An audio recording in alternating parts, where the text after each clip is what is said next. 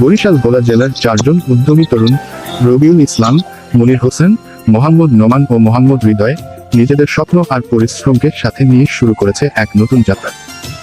Funny কন্টেন্টের মাধ্যমে মানুষের মুখে হাসি ফোটানোই তাদের মূল লক্ষ্য।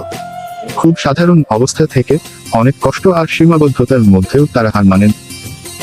দিনের পর দিন পরিশ্রম, নতুন নতুন আইডিয়া নিয়ে কাজ করা আর নিজেদের সর্বোচ্চ চেষ্টা দিয়ে তারা এগিয়ে যাচ্ছে। তাদের এই পথচলা সহজ ছিল না।